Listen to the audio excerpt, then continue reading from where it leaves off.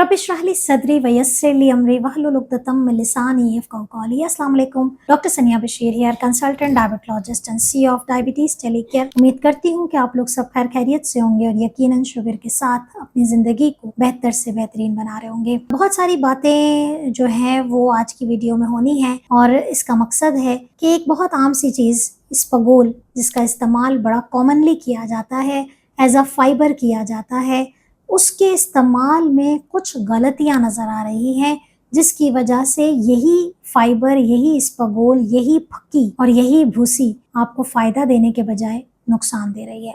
क्या ऐसी 5 गलतियां आप कर रहे हैं और कौन सी गलती आप करते हैं, मुझे कमेंट में ज़रूर बताइएगा कि जो कि आपकी शुगर को कम नहीं बल्कि बढ़ाने की वजह बन रही है। वीडियो को अंत तक ज़रूर देखिएगा।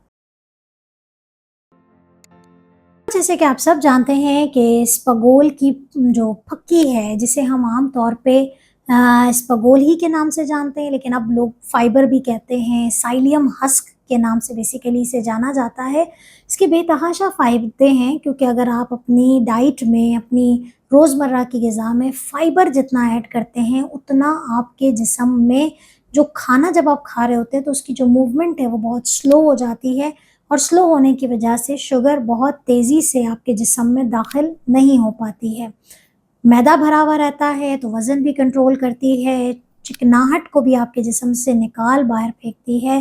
तो अगर आप शुगर के पेशेंट हैं, ब्लड प्रेशर के पेशेंट हैं, अगर आपका कोलेस्ट्रॉल बढ़ा हुआ रहता है, अगर आपका मोटापा है, बार बार की भूख से आप परेशान हैं, तो इसबगोल आपके लिए, या साइलियम हस्क या इस जैसे दूसरे फाइबर्स आपके लिए बेतहाशा फ़ायदे रख सकते हैं, अगर आपने ये 5 गलतियां नहीं की। सबसे पहली गलती ये है कि आप इसका जो इस्तेमाल है उसमें पानी का इस्तेमाल सही नहीं कर रहे। पानी का इस्तेमाल अगर आपने, तकरीबन हम ये कहते हैं कि आपने 1 टेबल स्पून जो इसबगोल है या जो फक्की है, इसके लिए आपको 250 ml पानी, यानी कि तकरीबन क्वार्टर, आप कह लें क्वार्टर ऑफ अ लीटर, पाव भर कह लें, 250 मिलीलीटर कह लें, उतना आपको पानी चाहिए इसबगोल को खाने के बाद। 1 टेबल स्पून इसबगोल को आपने 250 ml वाटर के अंदर डिज़ोल्व करना है, और उसके बाद आपने वक्तन फ़वक्तन पानी का इस्तेमाल अगले 2 घंटे तक जारी रखना है। क्यों जारी रखना है? अगर आपने ऐसा ना किया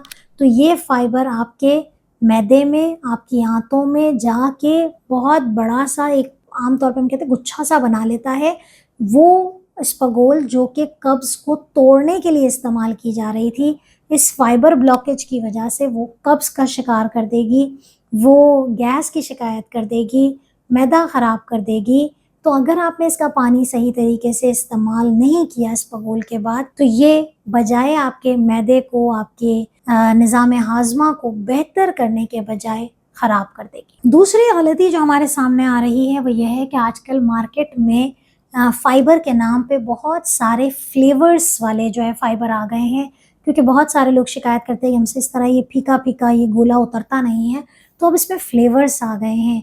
लेकिन याद रखिए कि ये इस तरह के जो फ्लेवर वाले, जो ये इंस्टेंट यूज़ वाले हैं, इसमें आर्टिफिशियल स्वीटनर मौजूद है, ये प्रोसेस चीज़ है। बजाय आपकी शुगर को कंट्रोल करने के, ये आपकी शुगर को बढ़ा देंगी। बजाय आपकी भूख को कंट्रोल करने के, ये आपकी भूख को बढ़ा देंगी। बजाय आपके वज़न को कम करने के, ये आपके वज़न को बढ़ा देगी। तो ये आपने मिस्टेक अवॉइड करनी है। तीसरी बड़ी गलती क्या करते हैं आप इसको दवाइयों के और इसबगोल के इस्तेमाल के जो टाइमिंग्स हैं उसका ख्याल नहीं रखते। क्या मतलब हुआ इसका? होता यह है कि अगर आपने अपनी दवा के साथ इसबगोल को इस्तेमाल कर लिया है, तो ये इसबगोल आपकी दवाइयों को एब्जॉर्ब ही नहीं होने देगी, क्योंकि ये तो, इसका तो काम है ना कि हमारे खाने को, हमारे पीने को, हमारी इस एब्जॉर्प्शन को स्लो कर दे। तो जब आपको शुगर कंट्रोल करने की ज़रूरत है, तो वो आपकी शुगर को तो एब्जॉर्ब होने ही नहीं, शुगर को तो कंट्रोल होने ही नहीं देगी, क्योंकि वो आपकी दवा को ब्लड में जाने ही नहीं दे रही है। तो तरीक़ाकार क्या होता है कि जब आपकी मेडिसिन का टाइम है, ख़ास तौर पे जो शुगर के पेशेंट्स हैं, चाहे व्हाटएवर द मेडिकेशन इज़, ये नहीं है कि आपने सिर्फ शुगर की मेडिकेशन, जो भी आप दवा का इस्तेमाल कर रहे हैं, चाहे शुगर की, ब्लड प्रेशर की, कोई भी दवा आप इस्तेमाल कर रहे हैं, तो उससे कम से कम या तो 2 घंटे पहले आप इसबगोल का इस्तेमाल कर लें, या फिर उसके 2 घंटे के बाद।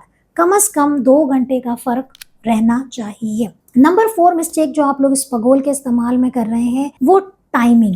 बहुत सारे लोगों से मैंने सुना कि आखिर हम स्पगोल कब लें। रिकमेंड किया जाता था कि स्पगोल आप अगर रात को लेके सोते हैं तो आपकी जो है वो कॉन्स्टिपेशन रिजॉल्व हो जाती है, आपके लिए आपकी शुगर निहार मुंह की बड़ी कंट्रोल रहती है। लेकिन एक बात याद रखें, टाइमिंग्स का बड़ा जो है ना असर होता है अगर आप शुगर कंट्रोल करना चाहते हैं। तो डिपेंड करता है, अगर आप स्पगोल का इस्तेमाल सिर्फ कॉन्स्टिपेशन यानी कि कब्ज खत्म करने के लिए ले रहे हैं, आपकी शुगर बिल्कुल परफेक्ट है और आपको कोई ऐसा इशू नहीं है, तब आप बेशक रात के खाने के बाद इस्तेमाल कर लें। लेकिन अगर आपकी रात के खाने के बाद शुगर बढ़ी हुई रहती है और आप स्पगोल का इस्तेमाल लेट नाइट कर रहे हैं, तो जिस वक्त उसको ज़रूरत उस वक्त तो नहीं मिलेगा। तो अगर आपकी रात के खाने के बाद शुगर बढ़ जाती है तो स्पगोल का इस्तेमाल आप रात खाने से कम से कम 15-20 मिनट पहले कर लेंगे। ठीक है, तो ये टाइमिंग्स का ध्यान रखा होता।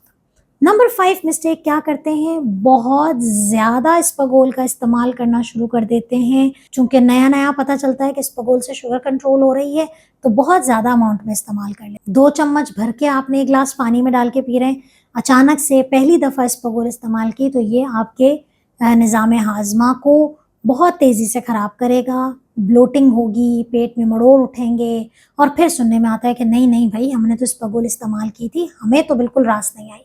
तो देखिए, अगर आप पहली दफ़ा इस्तेमाल कर रहे हैं तो आप पहले सिर्फ एक छोटी चाय की चम्मच से इस्तेमाल करें।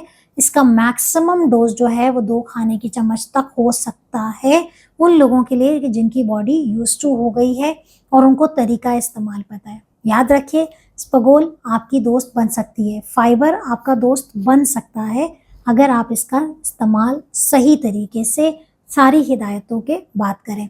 आखिर में जाते जाते एक बात, ये तमाम न्यूट्रिशनल सप्लीमेंट सिर्फ और सिर्फ ग़िज़ाई अज्जा में बेहतरी के लिए हैं, शुगर के इलाज का नेमुल बदल नहीं है। लेकिन यस, अगर आप कुदरती चीज़ों को शामिल रखते हैं तो आपकी शुगर, आपकी लाइफ, आपकी क्वालिटी बेहतर से बेहतरीन होती है। अपना बहुत ख्याल रखिएगा, दुआ में याद रखिएगा। अल्लाह हाफ़िज़।